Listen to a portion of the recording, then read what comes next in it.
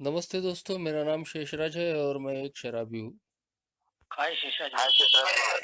हाय हाय सभी हाय को। सुषराज जी। हाय सभी को नमस्कार। भगवान की असीम कृपा है, अल्कोहलिक्स एनोनिमस का साथ है, आप सभी की मदद है। यही वजह है दोस्तों, आज भी मैंने शराब नहीं पी और एक ही बदौलत बहुत ही अच्छी ज़िंदगी आज मैं जी रहा हूँ दोस्तों। सबसे पहले होप पाइनियर स्नेहांचल समूह नागपुर का आभारी हूँ, जिन्होंने आज मुझे अपने अनुभव साझा करने का मौका दिया है। और जो टॉपिक रखा है दोस्तों, एक्सेप्टेंस, स्वीकृति। इस स्वीकृति की वजह से ही मैं आप लोगों के सामने में आज जिंदा हूँ, शराब से दूर हूँ और एक बहुत ही अच्छी जिंदगी जी पा रहा हूँ दोस्तों। शराबीपन कैसे एक व्यक्ति को बर्बाद कर देता है, कैसे परिवार बर्बाद हो जाता है, ये मैंने अपने घर में भी अनुभव किया था। मेरे पिताजी भी शराबी थे, तो बचपन से ही मैंने वो सारी चीज़ें देखी थी, सारा वातावरण देखा था। एक शराबी का हाल क्या होता है, उसके घर की परिस्थितियाँ क्या होती है। और अपने घर के साथ साथ मैंने बाहर की दुनिया में भी लोगों को शराब से मरते हुए, बर्बाद करते हुए देखा था दोस्तों। मगर इतना सब कुछ देखने समझने के बाद भी मेरी ज़िंदगी में शराब आई। कॉलेज में जाने तक तो मैंने दारू नहीं पिया। मेरी पढ़ाई लिखाई अच्छी थी, चाहे परिस्थितियाँ खराब हो। अच्छे लोगों में मेरी संगत थी। कम उम्र में मैंने अच्छा नाम कमाया था। लोग चाहते थे, सम्मान करते थे, तारीफें करते थे। पढ़ा लिखा लड़का है, एक्टिव है। शायद दोस्तों, ये जो तारीफें सुन सुन के मैं जो बड़ा हुआ, उसी ने मेरे अहंकार को भी बढ़ा दिया था। कहीं तो भी लगने लगा था कि मैं लोगों से अलग हूँ, बाकी लोगों से मैं कुछ विशेष हूँ। और मुझे लगता है यही वजह थी कि जब अपने घर में, बाहर में परिस्थितियाँ शराबीपन की वजह से देखने के, अनुभव करने के बाद भी जब मेरे सामने में शराब आई, तो मैं उसको ना नहीं बोल पाया। एक आकर्षण तो था ही। उस आकर्षण के तहत भी मेरी जिंदगी में पहली बार शराब आई। मगर मैं फिर वहां रुका नहीं। वो शराब दोस्तों मुझे अपनी तरफ खींचते रही और मैं भी वो शराब के बहाने ढूंढते रहा पीने के। कुछ तो भी लग रहा था, अलग मजा आ रहा था। पहले पहले मैं सिर्फ उन्हीं लोगों के साथ में मिलजुल के रह सकता था कि जो जिनको अच्छा समझा जाता है, जो शराब नहीं पीते। और जो कोई शौक करते हैं, शराब पीते हैं, वो बुरे लोग हैं, उनके साथ में नहीं रहना चाहिए। तो ऐसे ही संस्कार रहे थे। मगर अब मैं देख रहा था कि मैं जब शराब पी रहा हूँ तो मैं सभी के साथ में एडजस्ट हो रहा हूँ। और वो लोग बुरे भी नहीं थे, वो भी अच्छे ही लोग दिख रहे थे। तो दोस्तों, यही जो सोच थी मुझे वो शराब की तरफ लेते चली गई। शुरू शुरू में ही मुझे ऐसे अनुभव आ गए कि अगर मैं चाहूँ तो उस वक्त वहाँ रुक सकता था। लेकिन जैसा मैंने बताया कि एक मेरे जैसा शराबी, एक घमंडी इंसान रहता है, इगोइस्टिक नेचर का। और मैं तो तारीफें सुन सुन के बड़ा हुआ, तो ये फीलिंग अंदर में थी ही कि अपन बाकी लोगों से अलग है। तो शुरुआत में मुझे वो कटु अनुभव आने के बाद भी मैं रुक नहीं पाया। सीधा अपने विषय पे ही वो संबंधित है, एक्सेप्टेंस। अगर मैं शायद उसी वक्त एक्सेप्ट कर लेता, स्वीकृति दे देता कि नहीं यार, अपन शराब पीने वाले लोग नहीं, अपने शराब पीने की लायकी नहीं है, जो हादसा हुआ है अपने साथ में तो भविष्य में नहीं होना चाहिए, तो हो सकता था कि मैं आगे होने वाली जो मेरी बर्बादियां है, मेरे जीवन के जो अनमोल क्षण है जो मैंने सालों गवा दिए, शायद वो बच जाते। ऐसा मैं इसलिए कह रहा हूँ कि पहली बार जब मैंने शराब पिया उसके, वो तो बहुत ही कम मात्रा में शराब थी तो कुछ लगा ही नहीं। लेकिन उसके बाद में उन्हीं दोस्तों ने मुझे होली के त्योहार पे बुलाया था। बोले होली आ रही है, बोले आना, बोले घर की तरफ एंजॉय करेंगे। और मैंने भी बचपन से देखा था कि होली में सब लोग दारू पी रहे, मजा कर रहे। जो कभी नहीं पीता वो भी पी रहा है, ढोल नगाड़े संदल बज रहे। तो वो एक बचपन से ही वो मन में तस्वीर थी। मगर उस पहली ही होली ने संकेत दे दिया था कि आगे चल के मैं कितना बड़ा शराबी बनने वाला हूँ। उस पहली ही होली में मैंने इतनी शराब पी ली, जब मेरा नशा फटा, मेरी आंखें खुली तो मैंने देखा अनजान व्यक्ति के घर की खटिया पे मैं पड़ा हूँ, लोग मुझे घेरे हुए हैं। और मेरे साथ वाले दोस्त समझा रहे, बोले अरे अभी ये हमेशा नहीं पीता, बोले ये कभी कभार वाला है, लेकिन थोड़ी ज्यादा हो गई। कितनी प्रकार की मैंने शराब पिया, कितनी पिया, कितने बज रहे थे मुझे आज भी याद नहीं। तो थोड़ी देर के लिए कुछ अच्छा नहीं लगा मुझे, मन खट्टा हो गया यार, ठीक नहीं हुआ। लेकिन फिर वही बात आती है, डिजीज ऑफ डिनायल। ये शब्द भी मैंने ए में आने के बाद ही सुना कि मेरे जैसे शराबी को न मानने की बीमारी होती है। हमेशा हम इनकार करते रहते हैं, स्वीकार नहीं करते। जो भी हुआ है, हो रहा है, उसको स्वीकृति नहीं देना, एक्सेप्ट नहीं करना। तो तुरंत ही दोस्तों कुछ ही दिनों में वो सब बातें ठंडी हो गई। और जैसा बाकी लोगों ने भी बोला था, अरे वो आखिरी का पैक या वो बाद में थोड़ा सा ले लिए थे ना ज्यादा, उसकी वजह से हुआ, वो दिमाग में बैठ गई कि हाँ यार, वो ना आखिरी का पैक था ना, वो नहीं लेना चाहिए था, थोड़ा ज्यादा हो गई। अब इसके बाद में अपन कोशिश करेंगे उतनी ज्यादा नहीं पिएंगे। ऐसे में ही एक दोस्त की चाय पान की होटल थी। वहाँ रात के 8 बजे के बाद में उसके साथ में मेरा बैठना शुरू हुआ। रेडियो पर गाने सुनना, मैं भी गाने गाता था, गाने के शौक थे, गाने सुनने के शौक थे। लेकिन उस दोस्त को शराब की आदत थी। तो 8 बजे के बाद में दुकान का एक शटर डाउन करके उसका पीना शुरू रहता था। और उसके साथ में दोस्तों वो मेरा कंपनी शुरू हो गया। उसने भी उसके साथ, आज वो जिंदा नहीं है मेरा दोस्त, 10-12 साल पहले वो, उसकी भी डेथ हो गई 10 साल पहले। दो छोटे छोटे बच्चे थे, आज वो भी बड़े हो गए उसकी। लेकिन उसने भी एक बात में मुझे सलाह दी थी। जब मैं उसके साथ में शराब शेयर करता था तो शुरू में एक पैक पीने के बाद में पहले पहले तो मैं दूसरा लेता नहीं था। लेकिन जब मैंने देखा कि मेरा दोस्त लेता है, वो पचा सकता है तो मैं भी पचा सकता हूँ।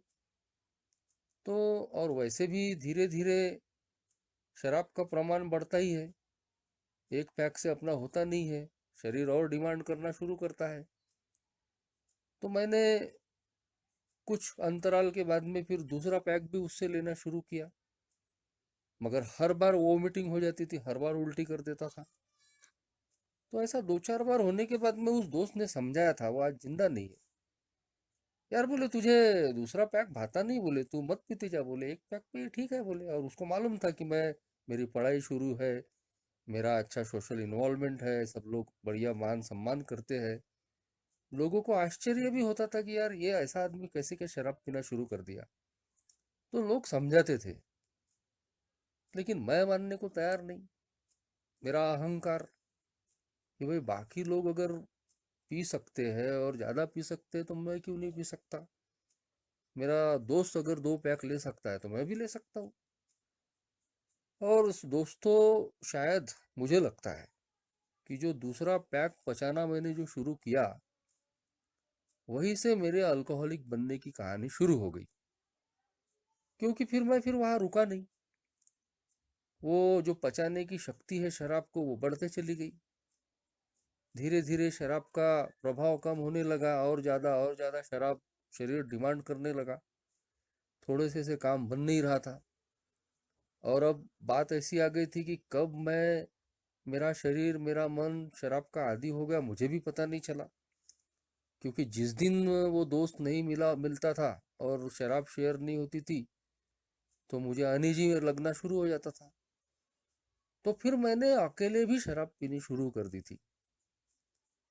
इस तरीके से दोस्तों, कभी कभार पीने वाला, रात को ही पीने वाला, एक ही पैक पीने वाला, किसी न किसी के साथ ही पीने वाला, ये सारी जो विशेषण है मेरे साथ में जो जुड़े थे शुरू में वो सब बदलते चले गए। शराब बढ़ती चली गई। एक पैक के बाद दो पैक, तीन पैक, चार पैक, फिर एक समय ऐसा आया कि सुबह भी, और फिर अति की 24 घंटे। जैसे कि मैंने बताया कि दोस्तों घर में पहले से ही परेशानियां थी पिताजी के शराबीपन की वजह से। परिस्थितियां, आर्थिक परिस्थितियां खराब थी, पढ़ाई जैसे तैसे हो रही थी। तो उन सारे चीजों की वजह से भी एक फ्रस्ट्रेशन जिंदगी में रहा कि भाई ऐसा लगता था कि जो लोगों को मिल रहा है वो मुझे नहीं मिल पा रहा है, मुझे जद्दोजहद करनी पड़ रही है, स्ट्रगल करना पड़ रहा है, मैं जैसा चाहता हूँ वैसा नहीं हो पा रहा। तो इन चीजों की वजह से वो फ्रस्ट्रेशन निकालने का भी एक सहारा मुझे जो मिल गया वो दारू मिल गई। अगर वो नहीं मिली रात को तो नींद ही नहीं आती थी, दिमाग काम नहीं करता था। इस तरीके से मेरा शरीर पूरा एडिक्ट हो गया है, माइंड एडिक्ट हो गया है, पता भी नहीं चल रहा। और मैं समझ भी नहीं पा रहा हूँ कि ये चीजें हो रही है। धीरे धीरे मेरी शराबीपन के चर्चे भी होने लगे, मैं बदनाम भी होने लगा। जो सोशल इन्वॉल्वमेंट था वो थोड़ा कम कम होने लगा, लोग मेरे से दूर छटने लगे। क्योंकि लोगों ने जब समझाना शुरू किया और मैंने नहीं माना उनकी, तो उनके पास भी दूसरा कोई रास्ता नहीं था। दूसरी बात कि कोई आर्थिक स्थिति ऐसी नहीं थी कि मैं खुद के शौक खुद कर लूं। तो सीधी बात है कि अपना नशा पूरा करने के लिए फिर लोगों के पीछे पड़ो, उनका मुंह ताको, बहाने ढूंढो। नहीं कुछ तो भी एक अर्निंग लर्निंग करता था तो वहां हेरा फेरी करना शुरू कर दिया थोड़ी बहुत, क्योंकि दारू के लिए लगती है। घर में पीछे पड़ना, ये सारी चीजें होती चली गई दोस्तों, लेकिन मैं समझने को और मानने को तैयार ही नहीं। जब लोग समझाते थे शुरू में तो मैं उनको यही बोलता था, अरे अपना ऐसा नहीं है, मैं उधार नहीं करता, मैं गाली गलौज नहीं करता, मैं गिरता पड़ता नहीं। और एक नया घमंड पैदा हो रहा था कि देखो मैं इतनी पीता हूँ लेकिन मैं हिलता भी नहीं, और ये बाकी के लोग देखो थोड़ी सी पीते हैं और कितना तमाशा करते हैं। यही घमंड मेरे को आगे में लेकर डूब गया। शराब बढ़ते चली गई, और जो जो चीजें मैंने लोगों के बारे में बोला वो सारी चीजें मेरे साथ में भी होने लगी। गिरना पड़ना, यानी तू मैं हो जाना। पिताजी से मैं डरने वाला इंसान, शराब ने वो शक्तियां पैदा कर दी कि मैं पिताजी से उलझ रहा हूँ, उनसे तू मैं हो रही, गाली गलौज हो रही। और इसकी अति यहाँ तक हो गई कि एक दिन मैंने उन पर हाथ भी उठा दिया। तो शराब मुझे कहाँ लेके जा रही है? किसी की मैं सुन नहीं रहा, दोस्तों को नाराज कर रहा हूँ, पड़ोसियों को, रिश्तेदारों को नाराज कर रहा हूँ, लेकिन मैं शराब को दोष नहीं दे रहा। कई बार मैं मुंह के बल पे गिरा तो मुझे मुंह पर रुमाल बांधकर 15-15 दिन रहना पड़ता था। और किसी ने पूछा क्या हो गया तो बाथरूम में फिसल गया, तो बड़े लोग मजाक भी करते थे, यार इसके घर का बाथरूम बहुत फिसलन वाला लगता है कि यार बार बार ये बाथरूम में ही गिर जाता है। अब मैं उनको क्या बताऊं कि मेरे मेरे साथ में क्या क्या हो रहा था। शुरू में ही मैं कई बार ब्लैकआउट में चले जाता था, तो जिनके साथ शराब पीता था वो मुझे घर में लाकर छोड़ रहे। ये सारी चीजें हो रही थी दोस्तों, लेकिन मुझे समझ में नहीं आ रही थी। जैसे तैसे पढ़ाई करके मैं एक अच्छे प्रोफेशन में गया, लेकिन वहां शराब का वो शराब की बोतल ही लेकर गया था। तो शुरू होने के पहले ही मैंने अपने व्यवसाय को खत्म कर दिया।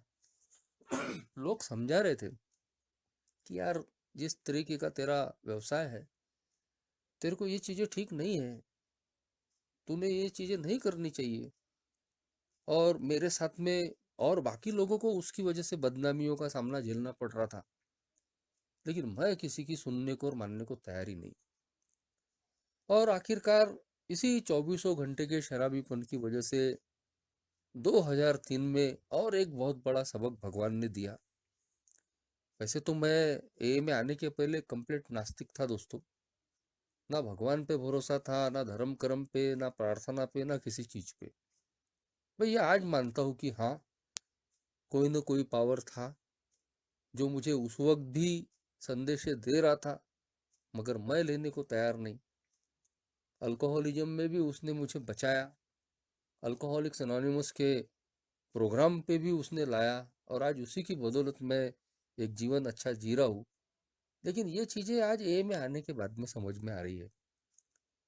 तो कई बार मुझे संकेत मिले, लेकिन मैं उन संकेतों को नहीं ले पाया। 2003 में भी ऐसा सबक जिंदगी में मिला, 15 साल के शराबीपन में, कि एक बहुत बड़ा सबक हो सकता था। शायद मेरी जिंदगी बदल जाती थी। लेकिन फिर वही बात आ गई, डिसीज ऑफ डिनायल। तो 2003 में मैं बीमार गिरा और हालत बड़ी खराब हो गई थी। सूख के मैं हड्डियों का ढांचा। डॉक्टरों ने बता दिया कि टीबी हो गई, और बड़े ही बेहाल थे। मार्च अप्रैल की धूप थी, मुंह से भी पानी निकल रहा है और पीछे से भी, और अब जाता तब जाता स्थिति थी। मगर दोस्तों, भगवान की कृपा से मैं बच गया। 4-5 महीने में बेड रिडन रहा, बेड से उठ ही नहीं सकता था। और उसके बाद में 4-5 महीने मुझे बैसाखियों से चलना सीखना पड़ा। और तब कहीं तो भी मैंने विचार किया था कि नहीं यार, मेरी वजह से मेरे परिवार को तकलीफ हुई, मुझे तकलीफ हुई, और मैं मरते मरते बचा हूँ। तो अब यहाँ से एक नई जिंदगी शुरू करेंगे, अपने काम धंधे पे ध्यान देंगे, अब शराब नहीं पिएंगे। क्योंकि मेरे परिवार ने तो भोगा ही भोगा था, लेकिन मैंने खुद बहुत तकलीफें भोगी थी, बहुत ही परेशानी मुझे हुई थी उस वक्त। मगर दोस्तों, नहीं मालूम था कि अल्कोहलिज्म कोई बीमारी है, और मैं एक अल्कोहलिक हूँ। और दूसरी बात कि मैं शराब को कंट्रोल ढंग से नहीं पी सकता। ये चीजें तो ए में आने के बाद में पता चली। तो 11 महीने के बाद में, पूरा ठीक होने के बाद, जब मैं अपने काम धंधे पे गया, फिर एक बार कुछ लोगों के साथ में एक बार में बैठने का मौका मिला, और मैं ये ठान के बैठा था कि मैं दारू नहीं पीऊंगा। लेकिन जैसे ही दोस्तों उन्होंने शराब सर्व करनी शुरू की, बहुत ही कम मात्रा में मेरे ग्लास में उन्होंने शराब डाली, अंग्रेजी शराब, और बोले ले लेना यार, कुछ नहीं होता। और मैं नहीं नहीं ही बोल रहा हूँ। लेकिन शराब कितनी पावरफुल है, उस अनुभव को याद करके आज मैं सोचता हूँ कि एक आदमी जो अभी मरण शैया से उठा है, बहुत बहुत ही खराब परिस्थितियों से जो निकला हुआ है, शराब सामने आ जाती है तो हम सब कुछ भुला जाते हैं। मेरे साथ में वही हुआ दोस्तों। इतनी खराब परिस्थितियों से, मरण शैया से उठने के बाद भी, वो शराब जब मेरे सामने में आई, तो कैसे दिमाग भटक गया मेरा। जो कनिंग, बैफलिंग और पावरफुल डिजीज बोलते हैं, चतुर, चालाक, भ्रम में डालने वाली, चकमा देने वाली बीमारी, इसका अनुभव मैंने वो लिया। तो दोस्तों, ना ना करते करते आखिर मैंने वो ग्लास उठा लिया 11 महीने के बाद। फिर एक बार शराब मुंह को लग गई, और जैसे शेर के मुंह को खून लग जाता है, वही मेरे हाल हुए। और फिर कुछ ही दिनों में मेरे हाल जैसे के वैसे। मान लो कि अगर मैं फोर्सफुली या किसी के कहने पे भी वो 11 महीने के बाद में अगर शराब पी ली है मैंने, लेकिन उसके बाद भी मैं समझ सकता था कि इस शराब ने मेरी कितनी खराब हाल की है। लेकिन यही बात है कि हम अपनी वास्तविक परिस्थितियों को स्वीकार ही नहीं करते। एक शराबी के बारे में बोला जाता है कि उसके पैर कब्र में लटके रहते हैं, यानी अब मरता तब मरता, ऐसी परिस्थिति आती है उसकी। लेकिन वो मानने को तैयार नहीं होता, स्वीकार करने को तैयार नहीं होता।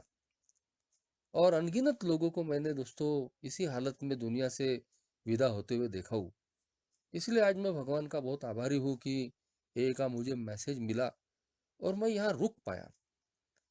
एक्सेप्टेंस जो है दोस्तों, वो मुझे अल्कोहलिक्स एनोनिमस की इस मीटिंग में आने के बाद ही मेरे अंदर आया। और वो भी जब मैंने अल्कोहलिज्म नाम की बीमारी सुनी, और बताने वाले लोग थे मेरे ही जैसे शराबी भाई। उनके अनुभवों ने दोस्तों मेरी आंखें खोल दी।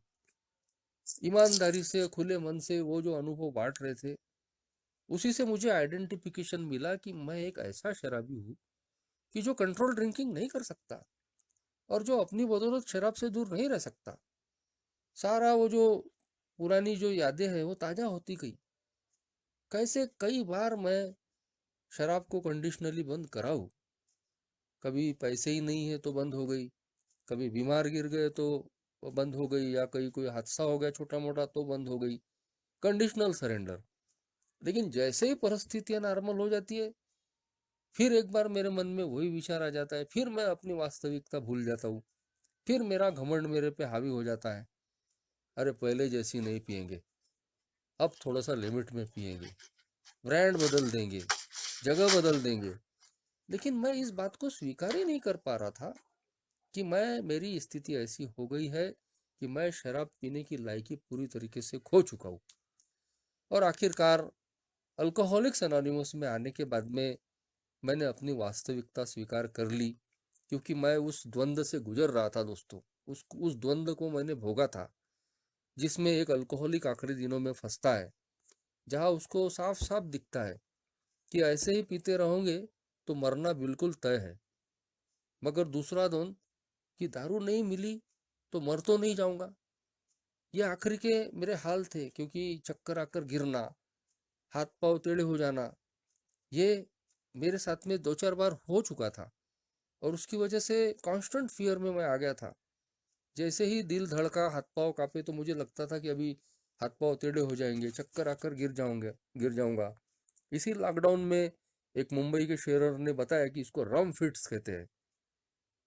हम कभी कभी इसको मिर्गी की बीमारी समझ लेते हैं, लेकिन वो नहीं रहता। ये अल्कोहलिज्म की वजह से हमारे साथ में होता है। लेकिन भगवान की कृपा से पिछले 15 सालों से ऐसी चीजें अब कभी मेरे साथ में नहीं हुई। और ए में आने के बाद में पता चला कि मैं अकेला नहीं हूँ, मेरे जैसे और भी बहुत सारे लोग हैं कि जिनको अल्कोहलिज्म की वजह से ये चीजें हुई है। तो आखिरकार ये सारी चीजें जब मेरी जिंदगी में होती है, मैं बॉटम अपना हिट करता हूँ, मतलब अपने बर्बादियों के तल को छू लेना। ये बर्बादियों के तल को जब हम छू लेते हैं दोस्तों, अपने आप दोस्तों वो विलिंगनेस भी पैदा होती है शराब से दूर रहने की, और एक एक्सेप्टेंस भी हमारे अंदर में आता है। तो दारू से दूर रहना तो मैं चाहता ही था, कोशिशें चल रही थी। लेकिन मैं इस बात को नहीं समझ पा रहा था कि मैं शराब को थोड़ी थोड़ी बंद कर नहीं सकता। उसको एक मार दो टुकड़ा मुझे करना ही पड़ेगा। और कंट्रोल ड्रिंकिंग तो मैं कर ही नहीं सकता। ए में आने के बाद में जब मैंने अल्कोहलिज्म नाम की बीमारी सुनी, मुझे मेरी वास्तविकता पता चल गई कि मैं किस प्रकार का शराबी हूँ। और मैंने यहाँ आके स्वीकार कर लिया। एक्सेप्ट हमारा पहला ही कदम करता है कि हम एडमिट करना पड़ता है हमको कि हम शराब के मामले में पावरलेस है और हमारा जीवन अस्त व्यस्त हो चुका है। यही वो बुनियाद का पत्थर है दोस्तों, जिस पर हमारी सारी सोब्राइटी, सारी रिकवरी टिकी हुई है। अल्कोहलिक्स एनोनिमस में आने के बाद भी हम लोग कई लोगों को देखते हैं कि वो शराब से दूर नहीं होते। बार बार उनका जाना आना शुरू रहता है। और अलग अलग बहाने वो करते रहते हैं कि इस वजह से पी रहा हूँ, उस वजह से पी रहा हूँ। कहते हैं कि एक शराबी के पास में 36,000 कारण रहते हैं शराब पीने के। और एक ओल्ड टाइमर बोलते थे उसके सिर पे जितने बाल है ना, उतने उसके पास शराब पीने के कारण है।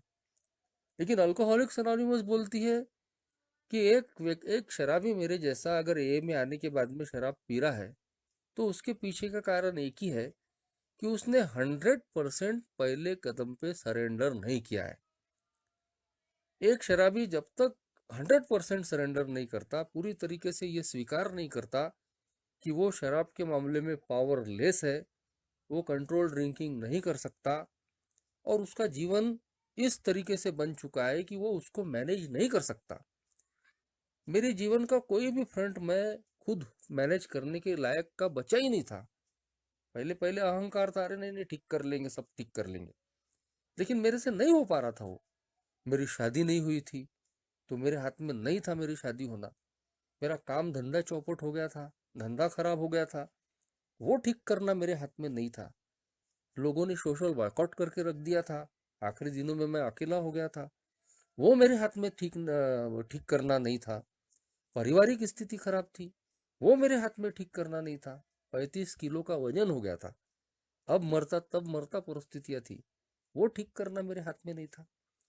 लेकिन जैसे ही मैंने इन चीजों को एक्सेप्ट किया, अपनी जो सिचुएशन थी, परिस्थितियां थी, उसका स्वीकार किया, अल्कोहलिज्म से रिकवरी का रास्ता शुरू हो गया। मगर दोस्तों, ये बात यही खत्म नहीं हो जाती। जो आज का विषय है, टॉपिक है एक्सेप्टेंस, या ये जो समर्पण है, स्वीकृति है, ये सिर्फ शराब के मामले में लेने से ही खत्म नहीं हो जाती। ये एक ऐसा भाव है दोस्तों, मेरी सोब्राइटी में, डे टू डे लाइफ में, हर हर हर क्षण मुझे ये अपनी जिंदगी में प्रैक्टिस करते रहना पड़ता है। अल्कोहलिज्म नाम की जो बीमारी है, बोला गया है कि ये स्पिरिचुअल मैलेडी है, एक आध्यात्मिक बीमारी है जो मेरी पर्सनालिटी से जुड़ी हुई है, मेरी सोच, मेरी मानसिकता से जुड़ी हुई है। शराब तो सिर्फ एक सिंबल थी, एक लक्षण था, और शराब बंद कर देने से सिर्फ अल्कोहलिज्म ठीक नहीं होने वाला। अब मेरी जिम्मेदारी है कि मैं फिर दोबारा उसी दलदल में न जाऊं। तो उसके लिए मेरे सामने में 12 आध्यात्मिक तत्व रखे गए। 12 आध्यात्मिक तत्वों यानी 12 कदमों का प्रोग्राम रखा गया।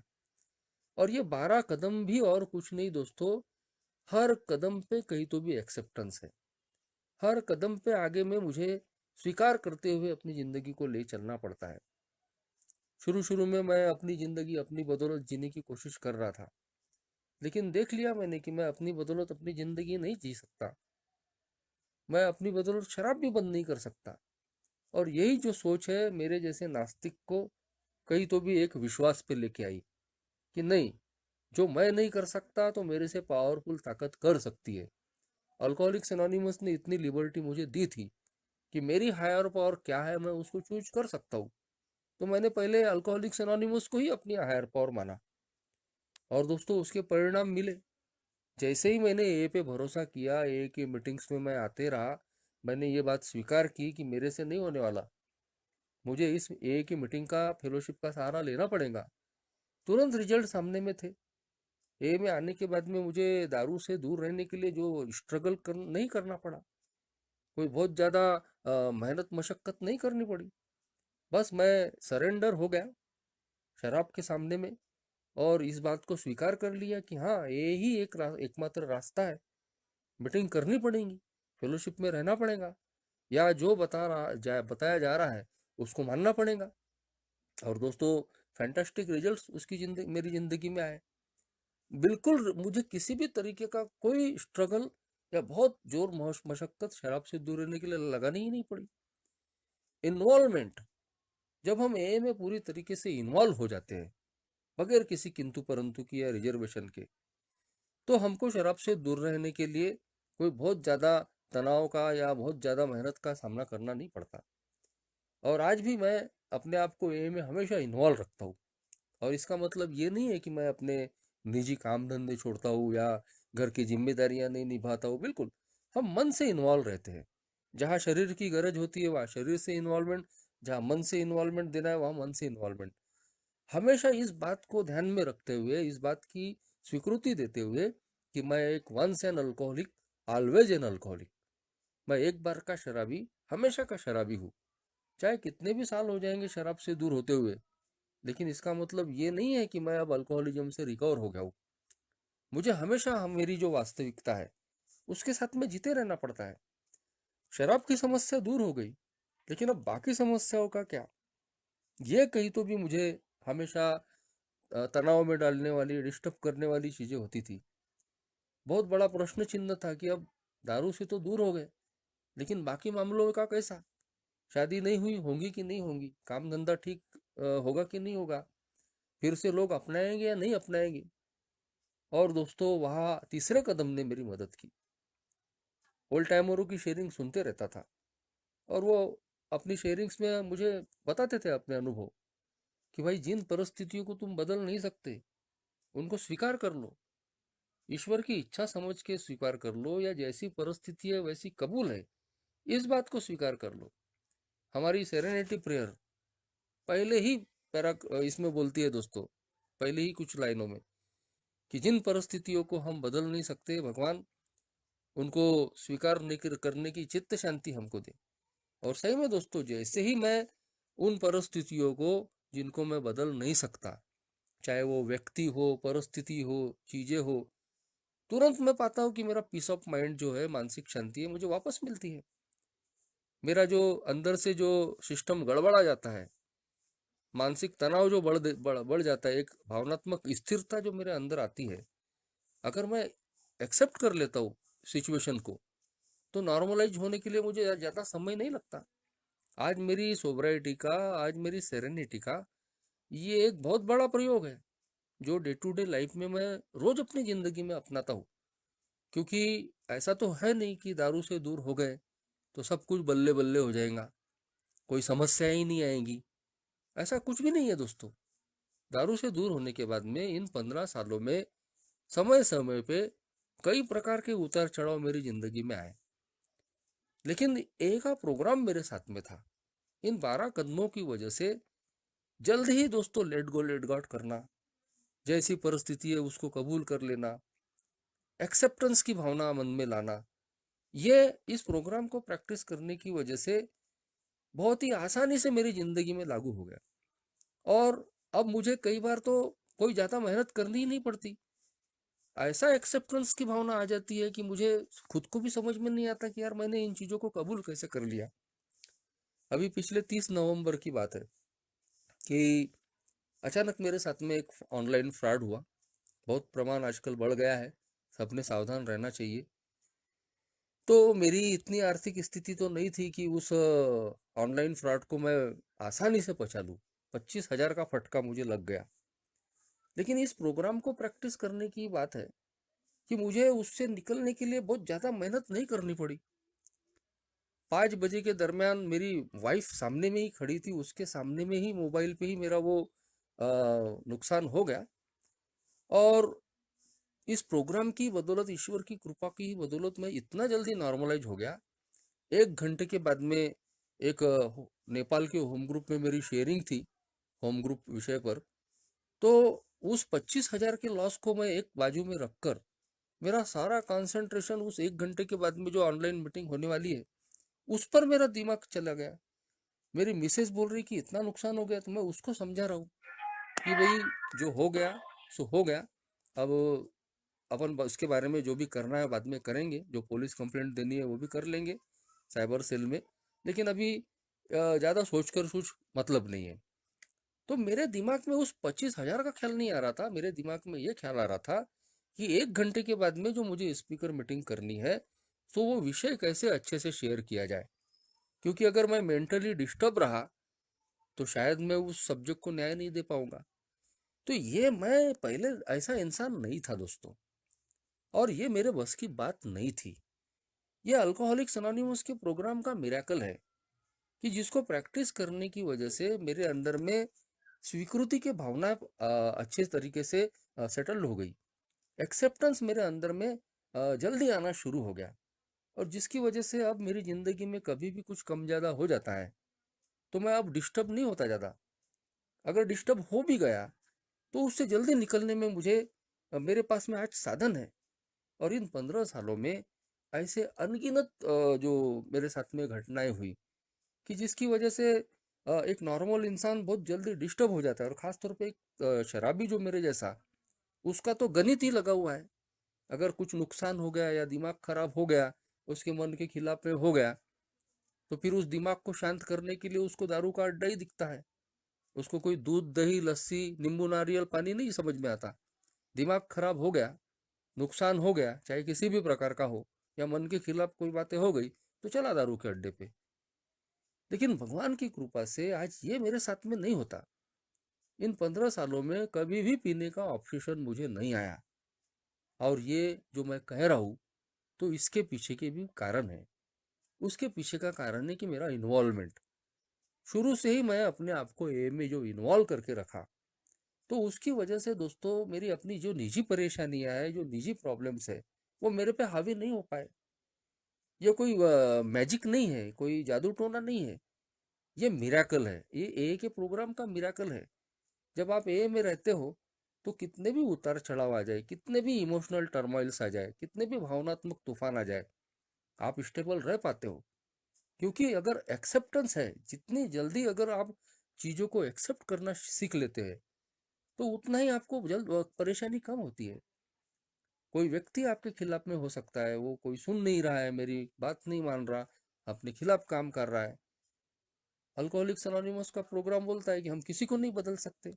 हमारी सेरेनिटी प्रेयर बोलती है कि ना तो हम व्यक्ति को बदल सकते, ना परिस्थिति को बदल सकते। तो जिन चीजों को मैं बदल नहीं सकता या जिन लोगों को मैं बदल नहीं सकता, तो तुरंत स्वीकार कर लूं। और जितनी जल्दी मेरे अंदर में स्वीकार भावना आती है, उतनी जल्दी दोस्तों मैं मानसिक रूप से स्थिर हो जाता हूँ। आज दोस्तों, जैसा कि हमारे को फाउंडर बिल डब्ल्यू कहते हैं, नेक्स्ट फ्रंटियर इमोशनल सोब्राइटी, यानी मेरे जैसे शराबी के लिए शराब से दूर होने के बाद जो बहुत ही आवश्यक चीज है अपनी सोब्राइटी को हैंडल करने के लिए, अपनी सोब्राइटी को कायम रखने के लिए, अपनी सेरेनिटी को कायम रखने के लिए, वो है दोस्तों मेरा इमोशनल सोब्राइटी, मेरी भावनात्मक स्थिरता। अगर मैं भावनात्मक रूप से स्थिर नहीं हूं, तो मैं, ठीक है, सीधे शराब के अड्डे पे नहीं जाऊंगा, लेकिन मेरा आज का दिन तो खराब हो जाएगा, मेरी मानसिकता तो खराब रहेगी ना। मेरे अंदर जो, मेरे जीवन में जो जॉय ऑफ लिविंग है, जीने का जो आनंद है, जो हैप्पीनेस है, उसको तो मैं गंवा दूंगा। तो आज सवाल सिर्फ शराब से दूर रहने का ही नहीं है, शराब से तो हर हाल में दूर रहना ही रहना है, लेकिन उसके साथ साथ मैं एक हैप्पी लाइफ आज के दिन कैसे जी सकता हूँ, हैप्पी जॉयस फ्री। अल्कोहलिज्म में मेरी पहचान थी रेस्टलेस, इरिटेबल, डिसकंटेंट, अस्थिर, चिड़चिड़ा और नाखुश। अल्कोहलिक्स एनोनिमस मुझे एक नई पहचान देती है, हैप्पी जॉयस फ्री, खुश, आनंदित और स्वतंत्र। लेकिन ये तभी हो सकता है जितना मैं इन 12 कदमों पे काम करूंगा, जितना व्यक्तियों के बारे में, चीजों के बारे में, परिस्थितियों के बारे में, जिंदगी की समस्याओं के बारे में मेरे अंदर में एक्सेप्टेंस आएगा, स्वीकृति आएगी। और यही फार्मूला है दोस्तों, जो हमारी सेरेनिटी प्रेयर देती है, तीसरा कदम देता है, सारे 12 कदम देते हैं, कि जितना मेरे अंदर में स्वीकृति के भाव ज्यादा बढ़ेंगे, जितनी एक्सेप्टेंस मेरे अंदर आएंगे, उतना ही मैं अपने जीवन के हर क्षेत्र में बहुत ही आसानी से सरवाइव कर सकता हूँ। घर में, काम धंधे पे, रास्ते पे चलते हुए, अल्कोहलिक्स एनोनिमस में, हर जगह मुझे ये याद रखना पड़ता है कि सब कुछ तेरे मन के हिसाब से नहीं होगा। पहले लगता था कि मैं दुनिया चला रहा हूँ, तो सब मेरे मन के हिसाब से होगा, मैं जैसा चाहता हूँ वैसा होना चाहिए, किंग बेबी सिंड्रोम। यानी एक अंदर में एक ओमनीपोटेंस की भावना कि मैं कुछ तो भी हूँ विशेष, सर्वशक्तिमान, तो सब मेरे हिसाब से होना चाहिए। और जब तक होते रहता है तब तक अच्छा लगता है, लेकिन जैसे ही मन के खिलाफ में होना शुरू हो गया, कि मेरा ऊपर का खाना खराब होना शुरू हो जाता। लेकिन वही दोस्तों, ये जो एक्सेप्टेंस की जो भावना है, हमको खींच के जमीन पे लाती है। ये दुनिया तू नहीं चला रहा, और सब कुछ तेरे मन के मुताबिक होने वाला भी नहीं है। तो जो दुनिया को चला रहा है, उसकी इच्छा के अनुसार चलने की कोशिश कर। जो तेरे मन के खिलाफ चीजें है, लेट गॉट करते जा। जैसी परिस्थिति है उसको कबूल करते हुए जीना। तो ये जो सूत्र दोस्तों ए ने मुझे दिए, आज उसी की वजह से मेरे जीवन में कई बार, एक बार नहीं, दो बार नहीं, इन 15 सालों में ऐसी कई सिचुएशंस आई कि जिसकी वजह से मैं भावनात्मक रूप से परेशान हुआ। मैं कई तकलीफों में मैं पड़ सकता था, लेकिन इस प्रोग्राम की बदौलत, इस एक्सेप्टेंस की भावना की बदौलत मैं बहुत जल्दी नॉर्मलाइज हो पाया। और मेरे लिए ये चीजें इसलिए भी जरूरी होती है दोस्तों, क्योंकि ए के प्रोग्राम को मैं प्रैक्टिस कर रहा हूँ, ए के प्रोग्राम को मेरी फैमिली प्रैक्टिस नहीं कर रही है, ए के प्रोग्राम को दुनिया वाले प्रैक्टिस नहीं कर रहे हैं। तो यदि मैं इस ए के प्रोग्राम को प्रैक्टिस करूंगा, तो वही असर उन पर आने वाला है। जैसा अभी मैंने बताया कि जब वो ऑनलाइन फ्रॉड हुआ 25,000 का, उस वक्त अगर मैं रोने लगता, या मेरे चेहरे पे 12 बजे रहते, या मैं परेशान हो जाता, तो वो सारे भाव जो है वो मेरे पत्नी के चेहरे पे आते, और मेरा घर डिस्टर्ब हो जाता। तो मैं अगर स्टेबल रहा, तो मेरा परिवार स्टेबल रहेगा। 4 साल पहले अचानक पता चला कि मेरी जो लड़की है आज 10 साल की है, उस वक्त वो 6 या 7 साल की थी। तो उसकी आंखों को विजन का प्रॉब्लम था, यानी दूर की नज़र उसकी थोड़ी कम थी। उसकी नसें आंखों की खुली नहीं, तो उसको बहुत बड़ा ग्लास लग रहा था। बिल्कुल ये घबराने वाली बात थी। और फिर एक अल्कोहलिक तो बड़े दूर तक जाता है कि अब शादी होगी कि नहीं होगी, तो फिर इसकी पढ़ाई कैसे होगी। बहुत सारी चीज़ें एक अल्कोहलिक सोचने लग जाता है। सॉल्यूशन के ऊपर में ध्यान नहीं रहते उसके, और इसलिए डिस्टर्ब रहता है। लेकिन इस एक ही बदौलत, इस प्रोग्राम की बदौलत, बहुत ही जल्दी इस स्थिति को मैंने कबूल कर लिया कि भाई अब ये तेरे हाथ में नहीं है। लड़की को जो प्रॉब्लम हुआ है, अब उसको दूर करना मेरे हाथ की चीज नहीं है। और मैं ये बोल नहीं सकता हूँ यार मेरे ही साथ में क्यों हुआ, अब ये में आ गया तो सब कुछ अच्छा ही अच्छा होना चाहिए। तो ऐसा तो होने वाला नहीं है। मेरे साथ नहीं हो तो क्या दूसरे के साथ में होना चाहिए क्या? तो ये एक्सेप्टेंस मेरे अंदर में आया कि मैं क्या कर सकता हूँ। जो हमारी सेरेनिटी प्रेयर की जो सेकंड स्ट्रैंजा है, कहती है कि हमको भगवान साहस दे उन चीजों को बदलने की जिनको हम बदल सकते हैं। यानी जो मेरे हाथ में है वो तो मैं कर कर सकता हूँ ना। जो चीजें मेरे बस में नहीं है उसकी बात अलग है, लेकिन जो मेरे बस में है वो तो मैं अपनी जिम्मेदारी निभाऊं। तो मैंने अपनी लड़की का इलाज जारी रखा। और ये भगवान की कितनी बड़ी कृपा है, कितना बड़ा मिराकल है। पूरे लॉकडाउन में वो मोबाइल देखते रही, सब कुछ रहा। बीच में एक दो बार हम फिर चेकअप करने के लिए गए, लेकिन उसके चश्मे का नंबर ही नहीं बढ़ा। अभी 4 साल में उसके चश्मे का नंबर बढ़ा नहीं। बीच में एक बार रिपोर्ट आई थी कि चश्मे का नंबर और कम हो गया। तो 4 साल पहले जो मैं सोच सोच के परेशान हो सकता था कि यार अभी इसकी पढ़ाई कैसे होगी, इसका ग्लास बहुत बड़ा है, तो इसकी शादी होगी कि नहीं होगी।